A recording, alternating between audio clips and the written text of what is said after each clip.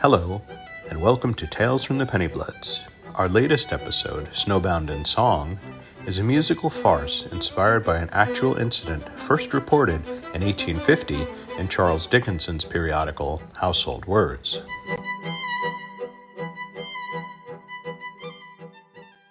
The year is 1853, the end of 1853, and Italian bel canto is the new craze running like fire across the continent. And I am Ada Rosselli, prima donna of the Favreau Opera Company. Maestro Favreau is our beloved conductor, and our manager is the lovely Signor Perkins, who looks after us like we are his children. He is so good with us, we who are, well, inclined to be pampered by all the attention we receive. For we are quite popular, you know, and have left our home at the l'Opéra Comique in Paris to make a tour of the British Isles. We have just performed in Edinburgh. As you can hear, the audience loves us before we begin our tour of the Hebrides. Oh, but the weather was cold. I call 1853 the year of the white adventure. Now you shall hear why.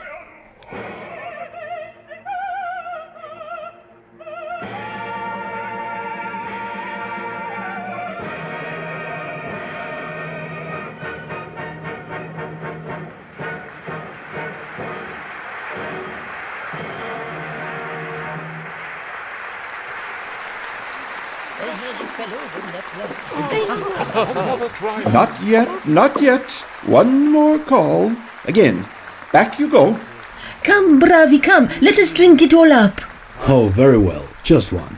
But then I shall want double servings of dinner, and I will escort you this time. Be careful, Riccardo. Giorgio will suspect something. I don't care a damn if he does.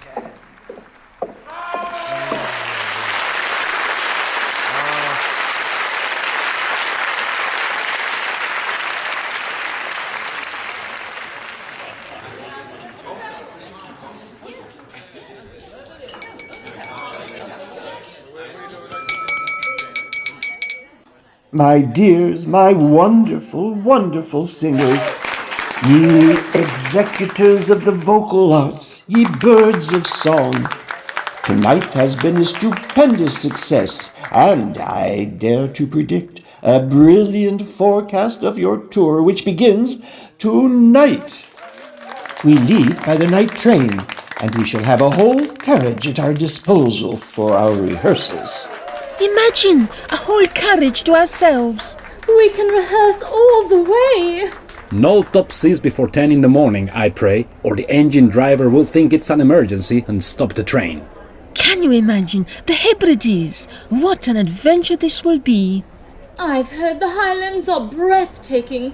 I can't wait to sing in such a stunning setting. The Scottish Isles do have a certain magic about them. I've always wanted to perform there. And we'll be singing our hearts out, just like we did tonight. The Hebrides won't know what's happened. Do you think the locals will appreciate our new opera? I've heard they have their own traditional music. I've arranged for accommodation in some charming Highland towns. We'll be welcomed with open arms, I'm sure of it. We must make this tour unforgettable.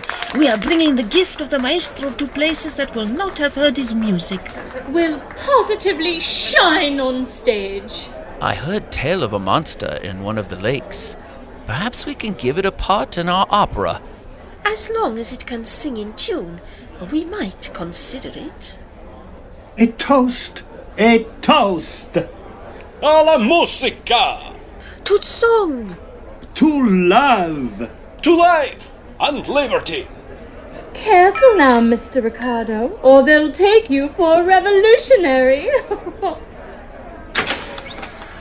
Mr. Perkins, before we disperse, I have telegrams here from the stage manager of the Savoy in Dumfries, the company manager of the Grand Theatre in Glasgow, and the Unity Theatre of Inverness, all marked urgent. Oh la la! Oh. What do they say? Allow me to read them out. Dumfries, request change of date, stop. Theatre in repair, stop. exchange with Inverness. What does Inverness say? Inverness says, request change of date, stop. Exchange with Glasgow, stop. And Dumfries? Dumfries says, we welcome with open arms, stop. All is prepared, stop. We await you tomorrow. It appears that there is to be some slight change to the itinerary. But otherwise all is as it should be. We simply take the train for Dumfries instead of Inverness, and then we will go north to Inverness instead of Glasgow, and then Glasgow instead of Inverness. Isn't that Glasgow after Dumfries instead of Inverness, and Inverness before Glasgow instead of Dumfries? I think, in any case, Dumfries is now the first port of call. The rest we can sort on the way. I have arranged for our travel meanwhile, and it is with extreme humility and pride that I announce we have been offered the use of the Laird's private train for the whole tour, and all we need do is to get ourselves to the station in an hour or so. An hour? My An word! hour? What is this? This is too much. That's impossible. How very inconvenient. Is it? I had made arrangements. Oh, anything that can be rearranged? I dare say, and a tour in the Duke's own private train makes up for a good deal, don't you think? Oh, my hats! And where are my I gloves? need to change.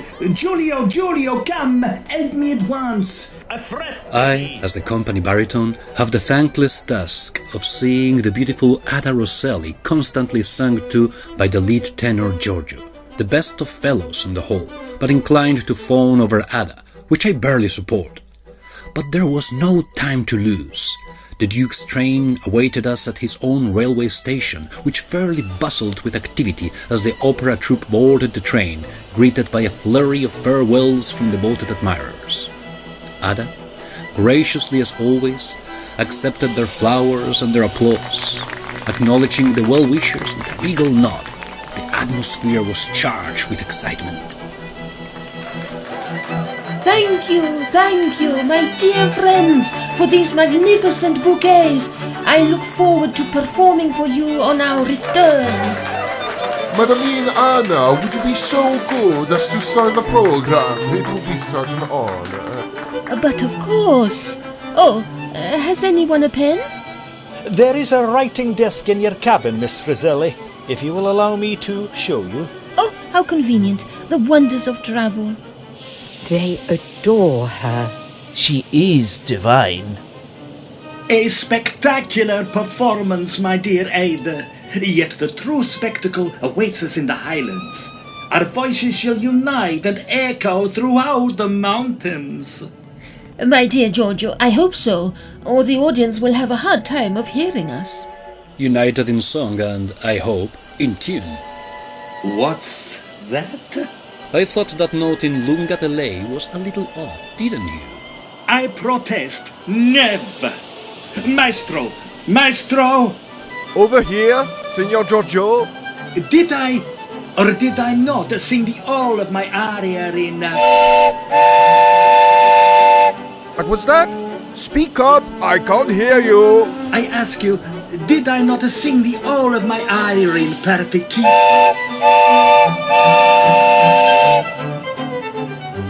Is this the last of the luggage? Oh, my hat box! Where is it? There, is that it? Oh, and the blue trunk labeled costumi. Is that... In the guardroom, sir. I can show you if you like. Ladies and gentlemen, everything has now been stored on board. All your luggage is being placed in your cabins. May I invite you to board the train as we shall be departing shortly. Further up the platform, another passenger was being helped aboard, very quietly and without fuss. Would Mr. Green prefer coffee, hot chocolate or tea in the morning? I will ask. Vi chiede cosa preferite per la colazione? Yes, I understood him. Tell him tea, but without that infernal milk they put in it. He prefers tea without milk. Very good, sir. And anything else? Tell him only peace and quiet. That will be all. He requires only solitude. There will be plenty of that. As you can see, the whole carriage is entirely at your disposal. There will be nobody here to disturb you. Allow me to show you to your cabin. As the troop settled into the train, the rivalry between Giorgio and Riccardo grew, rather more noticeable. Giorgio always tries to outdo Riccardo in compliments. Of course, I enjoy the attention, but I am sure I do not encourage him much.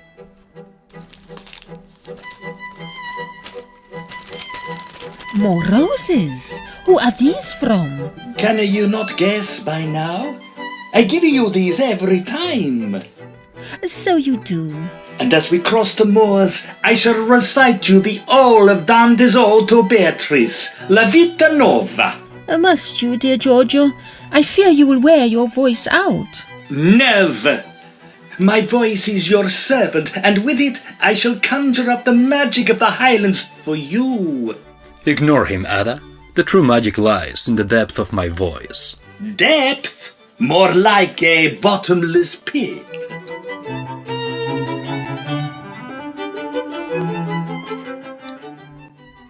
Meanwhile, the mysterious passenger had boarded the train, but not without attracting the attention of fellow travelers, myself included, who speculated about his identity. Did you see the passenger boarding the train at the other end? Yes, all muffled up. Who do you think he is, all alone in that carriage? Probably a wealthy recluse. I've heard they exist. Perhaps he's a spy from a rival opera company, here to steal the secret to our success. Or a secret admirer of Miss Ada's in disguise. What a drama! How many admirers does she need, for heaven's sake? You're not jealous, are you, my dear? Would it matter? Whoever hears the second soprano anyway? I do, my dear.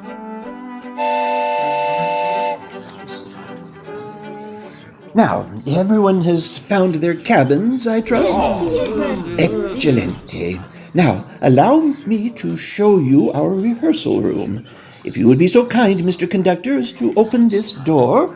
Immediately, sir. There you are. Et voila! A whole carriage at our complete disposal for rehearsals. Oh, it's lovely! Is it not magnificent? Complete with grand piano. It is indeed magnificent, Signor Perkins. You are a magician. Not at all, my dear Ada. Anything for you, my children. Such deep carpet. What a beautiful blue. I must say, this is all very comfortable. It is adequate. Quite adequate. Let me test it out. We shall be in perfect harmony by the time we reach Dumfries. La la la la la la la la la la la la la.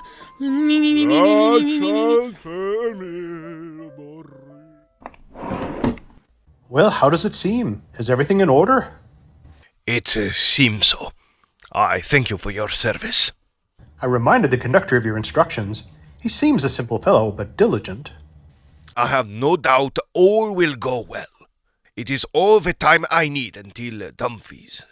Manetti will meet me at the station. Well and good. Is there anything else you need before I depart? I can think of nothing. I must rely on sign language if so. Thank you, my friend. Leave now before they start the train. Addio, signore, and buon viaggio.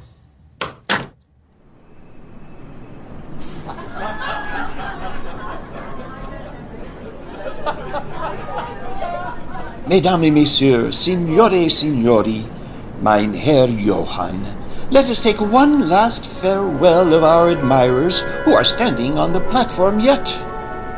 Farewell! Farewell! Adieu! Farewell! Until next time. Goodbye! Until we return in triumph. Yavan pensiero. Au revoir! Bon voyage! Au revoir! Au revoir! Goodbye! Goodbye, thank you! Have a nice trip! The station master blew one last whistle. The train pulled out of the station and rolled gently on into the unknown, propelling our gallant cast deeper into the Highland night to face who knows what adventures, both romantic and unexpected.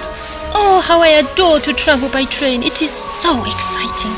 Indeed, quite how exciting we could not have imagined.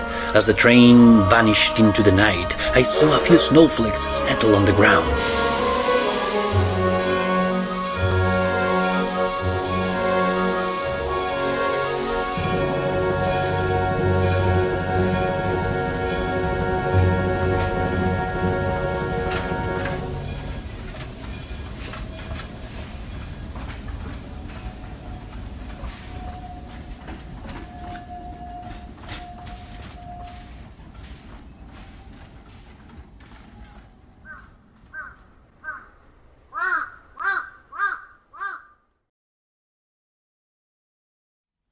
The elfin knight stands on yon hill, blow, blow, blow in his blow, blowing his horn loud and shrill, and the wind has blown my blood away.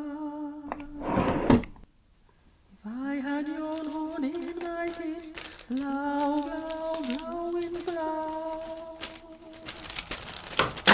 and the bonny lad that here I lost, and the wind has blown my blood away, and the wind has blown my blood away.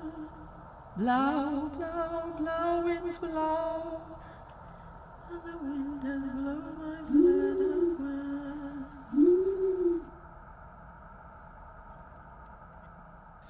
Morning followed night with the unexpected.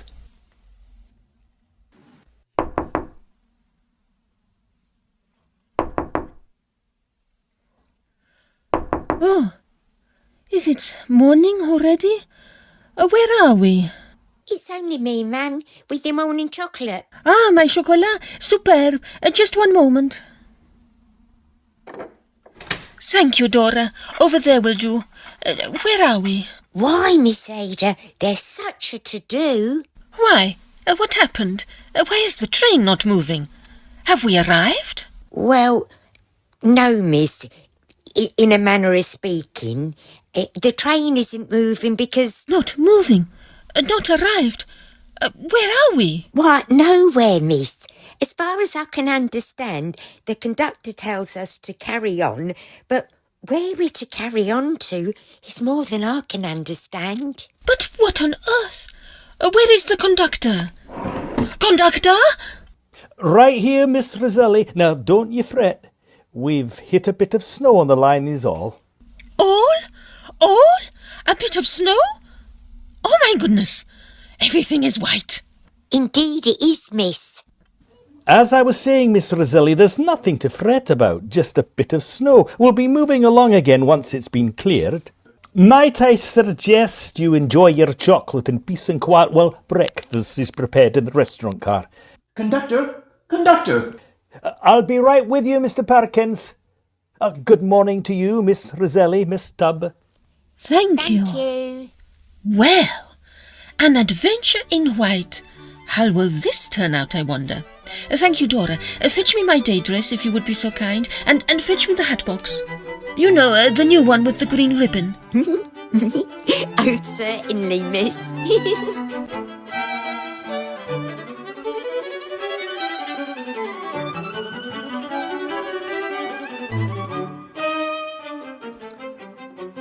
My dear fellow, it is all very well and good, but what am I to tell them all? Are we to wait until it all melts? We could be here until spring. Not at all, not at all. Why, we do get a regular bit of snow around these parts, you know, and it gets cleared soon enough. The driver sent a messenger off first thing this morning to the nearest town for help. First thing this morning? But how long will it take? Oh, a matter of hours. With any luck, we'll be on the move later today. Later today? Later today? Everything will be looked after, you will see. Aye, we had this happen last winter too. I remember it took them 2 days to dig us out last time. Merciful heavens, I shall need to let everyone know. What can I tell them? Come, you will accompany me to the rehearsal carriage, if you please. Why, certainly, Mr. Perkins. Oh, Elif. My dears, my children, here is the conductor with some encouraging news. Listen, listen. As I was saying to Mr. Perkins, there has been some snowfall, as a result of which the train is snowbound for the moment. But fear not, a messenger is on his way to the nearest town for help. It does happen in winter that we get stuck, but we'll be out in no time. How long will it take him? A matter of hours. They should be here to clear the snow sometime this afternoon, if all goes well. If all goes well, words to set a tremor in the stoutest of hearts. Huh?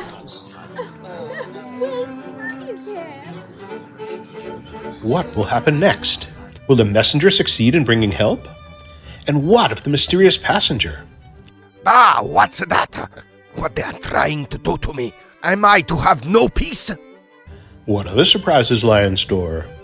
That piece of paper on the floor by the piano. It fluttered out when Maestro Favreau opened the piano stool. It has writing on it.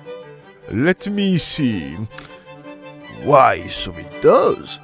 But how extraordinary. Why? What does it say?